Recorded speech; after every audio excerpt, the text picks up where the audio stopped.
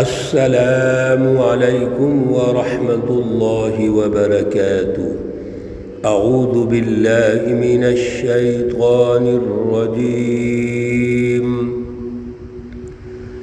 بسم اللہ الرحمن الرحیم۔ یرسل السماء علیکم مدرارا وَيُمْدِدْكُمْ بِأَمْوَالٍ وَبَنِينَ وَيَجْعَلْ لَكُمْ جَنَّاتٍ وَيَجْعَلْ لَكُمْ أَنْهَارًا۔ صدق اللہ العلی العظیم۔ اللہم صلی علی سیدنا و مولانا محمد النبی الامی وعلی آلہ واصحابہ وبارک وسلم وصلی علیہ۔ معزز سامعین و سامعات، پارہ نمبر 29 سورۃ نوح، آیات مقدسہ 11 تا 20 ہیں۔ اللہ رب العزت ان آیات کا فہم اور شعور عطا فرمائیں اور عمل کی توفیق اور صلاحیت عطا فرمائیں۔ حضرت نوح علیہ السلام کے تناظر میں بڑی اہم گفتگو ہو رہی ہے۔ نوح علیہ السلام نے دعوت دی، اور دعوت کا جو اسلوب ہوتا ہے کہ سب سے پہلے انفرادی دعوت، خفیہ دعوت یعنی علیحدگی میں وہ بھی اختیار کیا، پھر اجتماعی دعوت یعنی مختلف میلوں میں، جلسوں میں، اعلانیہ طور پر وہ بھی اختیار کیا، اور پھر محبت، پیار، طریقہ سب کچھ آزمایا۔ تو دعوت جب دین کے غلبے کی دی جائے گی، جماعت سازی کی دی جائے گی، تو وہاں پر حکمت کو پیش نظر رکھا جائے گا۔ یہی طریقہ رسول اللہ صلی اللہ علیہ وسلم کا ہے، اور دور حاضر میں بھی اسی کو اختیار کیا جائے گا۔ لہذا دعوت کے جتنے بھی مراحل ہیں، نفسیاتی پہلو ہے، مزاجی پہلو ہے، مزاج ہوتا ہے قوموں کا، اور جو بھی زمینی حقائق ہیں اس کے مطابق دعوت دینی ضروری ہے، کیونکہ داعی کا کام ہے پہلے دعوت دے۔ تو پچھلے درس میں ہم نے بڑی تفصیل سے حضرت نوح علیہ السلام کی دعوت کا جو طریقہ کار ہے، مراحل ہیں، سب ہم نے سنا ہے۔ آج کا درس اسی کا تسلسل ہے، اور پچھلے درس میں ایک بات یہ بھی کہی گئی آخر میں، فَقُلْتُ اسْتَغْفِرُوا رَبَّكُمْ إِنَّهُ كَانَ غَفَّارًا۔ میں آپ سے یہ کہتا ہوں کہ اپنے رب سے بخشش مانگو، اللہ سے توبہ کر لو، کیوں؟ وہ توبہ قبول کرتا ہے، بخشتا ہے، بڑا غفور الرحیم ہے۔ اگر آپ دعوت کو مان لیتے ہو، میری جماعت میں آ جاتے ہو، اللہ کی بالادستی کو تسلیم کر لیتے ہو، تو پھر آپ کو فائدے کتنے ہوں گے؟ پہلا فائدہ تو یہ ہے، یرسل السماء علیکم مدرارا۔ سب سے پہلا استغفار کا فائدہ یہ ہے کہ اللہ رب العزت آسمان سے تم پر بارش نازل فرمائیں گے، اور وہ بارش مفید بارش ہوگی۔ اس بارش کے ذریعے سے اس وقت جو پریشانیاں ہیں، غذائی پریشانیاں، وہ دور ہو جائیں گی، اور غذائی پریشانیوں سے بے روزگاری، مہنگائی اور غربت کے نتیجے میں آگے جو اور پریشانیاں ہیں جس میں خاندانوں کے خاندان تباہ ہوتے جا رہے ہیں، اللہ تعالیٰ معاف فرما دیں گے۔ یہاں سے یہ بھی پتہ چلا کہ عدل کے نظام میں ترقی ہے، اور جو سچی جماعت ہے وہ ہمیشہ اللہ سے بخشش مانگتی ہے، وہ عوام کو بھی یہ درس دیتی ہے، عوام کو یہی اسلوب سکھاتی ہے کہ اللہ کا قرب حاصل کرو۔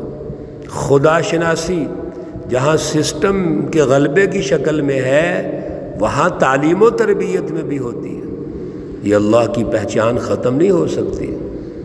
اس لیے حضرت نوح علیہ السلام فرماتے ہیں وَيُمْدِدْكُمْ، آیت مقدسہ نمبر 12، اور وہ بڑھا دے گا تمہیں بِأَمْوَالٍ، مال میں، وَبَنِينٍ، اور بیٹوں میں۔ یعنی اللہ رب العزت جب اس کی پہچان پیدا ہوگی اس کے ساتھ ہم جڑ جائیں گے، ظلم کا نظام ختم ہوگا، کفر اور شرک کا نظام ختم ہوگا، نفاق کا نظام ختم ہوگا، تو اللہ تمہیں مال میں مدد دیں گے، اولاد میں مدد دیں گے۔ وَيَجْعَلْ لَكُمْ جَنَّاتٍ، اور اللہ رب العزت تمہارے لیے بنا دیں گے باغات۔ وَيَجْعَلْ لَكُمْ أَنْهَارًا، اور بنا دے گا تمہارے لیے نہریں۔ یہ ساری اللہ کی جو نعمتیں ہیں یہ اس دور کی ضرورت ہے، قحط سالی ہے، برسوں سے چلی آ رہی ہے ان کے اس ظلم کے نظام کی وجہ سے۔ اسی طریقے سے جب قحط سالی ہے تو کھیت ان کے تباہ ہو گئے، باغات تباہ ہو گئے، غلے، پھل، میوہ، سب کچھ، ایون مویشی بھی تباہ ہو گئے، مویشیوں کا دودھ خشک ہو گیا، اور عورتوں میں بانجھ پن شروع ہو گیا۔ اللہ رب العزت عدل کے نظام کی برکت سے یہ ساریاں بیماریاں ختم کر دیتے ہیں۔ حضرت نوح علیہ السلام کہتے ہیں ما لکم لا ترجون للہ وقارا، ما لکم، تمہیں کیا ہو گیا ہے، لا ترجون، تم امید نہیں رکھتے، للہ، اللہ کے لیے، وقارا، بڑائی کی، یعنی جو میں باتیں کر رہا ہوں یہ تم سمجھتے نہیں ہو۔ کیا ہو گیا تمہیں؟ کوئی بات تمہاری عقل میں نہیں آتی؟ چلو اور عقل میں آئے یا نہ آئے، مادی مفاد تو نظر میں آنا چاہیے۔ یہ تمہاری اولاد کا مسئلہ ہے، کھیتوں کا مسئلہ ہے، مال کا مسئلہ ہے، تمہاری غربت کا مسئلہ ہے، یہ تو تمہیں سمجھ آنا چاہیے۔ وَقَدْ خَلَقَكُمْ أَطْوَارًا، اور یہ اللہ کی ذات اقدس تو وہ ہے جس نے تمہیں پیدا کیا طرح طرح طریقے سے۔ یعنی اسی پہ غور کر لو، یہ تو فطری طریقہ ہے نا، تم پیدا ہوئے اور پیدا ہونے سے پہلے جب پیدائش کی بنیاد رکھی جاتی ہے، اللہ رب العزت ایک قطرے سے تمہیں پیدا فرماتے ہیں، تمہاری بنیاد رکھتے ہیں، پھر ماں کے پیٹ میں طرح طرح طریقے سے تمہاری پرورش ہوتی ہے، پھر دنیا میں آ کے اللہ پرورش کرتے ہیں، موت تک۔ یہ جتنے طریقے ہیں یہ اللہ کر رہے ہیں، تم اس پہ توجہ نہیں کرتے؟ علم ترو، کیا تم خیال نہیں کرتے، دیکھتے نہیں؟ کیف خلق اللہ سبع سماوات طباقا، یہ اوپر جو آسمان ہے اللہ نے 7 آسمان تہ بتہ پیدا کیے ہیں۔ کون ایسی اور ہستی ہے جو کر سکتی ہے؟ پھر اور دیکھو وَجَعَلَ الْقَمَرَ فِيهِنَّ نُورًا، اللہ نے اس میں چاند رکھ دیا جس میں اجالا ہے، روشنی ہے۔ وَجَعَلَ الشَّمْسَ سِرَاجًا، اور یہاں پہ اللہ نے سورج رکھ دیا جو چراغ کا کام دیتا ہے، روشنیاں دیتا ہے۔ وَاللَّهُ أَنبَتَكُم مِّنَ الْأَرْضِ نَبَاتًا، میرے عزیزو دیکھو کتنے دلائل سے حضرت نوح علیہ السلام دعوت دے رہے ہیں۔ تو دعوت میں دلائل ہوتے ہیں، دعوت میں جبر نہیں ہوتا، اکراہ نہیں ہوتا، ہم چیزیں ان پہ فورس نہیں کر سکتے۔ دباؤ نہیں ڈال سکتے عقلی اور نقلی دلائل۔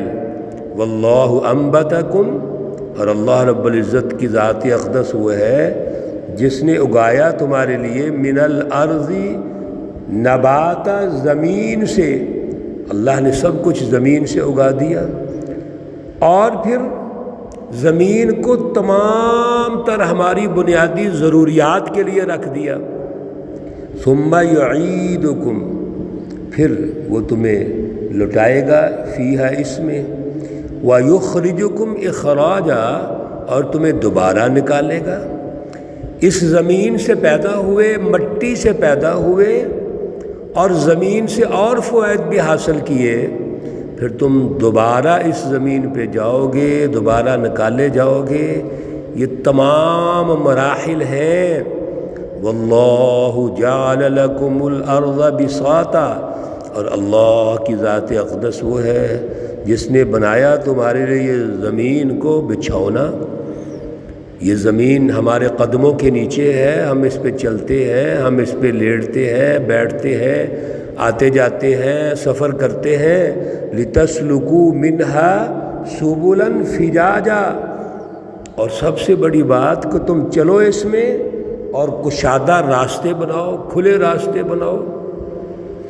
آج پوری دنیا میں اگر آپ سفر کرنا چاہتے ہیں تو زمین کے ذریعے سے ہوگا۔ سمندروں کو چیر کر ہم اگلے بر اعظم میں پہنچ جاتے ہیں، کونوں پہ پہنچ جاتے ہیں۔ اب تو فضائی سفر شروع ہو گئے ہیں۔ میرے عزیزو، حضرت نوح علیہ السلام تمام تر عقلی نقلی دلائل، دعوت کے اسلوب، دعوت کے مراحل یہ اختیار کر چکے ہیں۔ قوم کیا کرتی ہے اگلے درس میں آپ سنیں گے، لیکن یہاں یہ بات یاد رکھ لیجئے، سچی جماعت کی تشکیل اور قوم کو دعوت دینا اور عقلی اور نقلی دلائل سے مزین گفتگو کرنا، یہ ہر دور کا تقاضا ہے۔ حضرت نوح علیہ السلام کی اس دعوت کے تناظر میں رسول اللہ صلی اللہ علیہ وسلم نے بھی یہی طریقہ کار اختیار کیا ہے۔ آج بھی ایسے ہی ہوگا۔ اللہ ہمیں توفیق اور صلاحیت عطا فرمائے۔ اللہ رب العزت تمام بیماروں کو شفائے کاملہ عاجلہ مستمرہ عطا فرمائے۔ اللہ رب العزت تمام مرحومین و مرحومات کو جنت الفردوس میں اعلیٰ مقام عطا فرمائے۔ ربنا تقبل منا انك انت السميع العليم وتب علينا انك انت التواب الرحيم، وصلى الله تعالى على النبي الأمي محمد وعلى آله وأصحابه أجمعين برحمتك يا أرحم الراحمين۔ السلام عليكم ورحمة الله وبركاته۔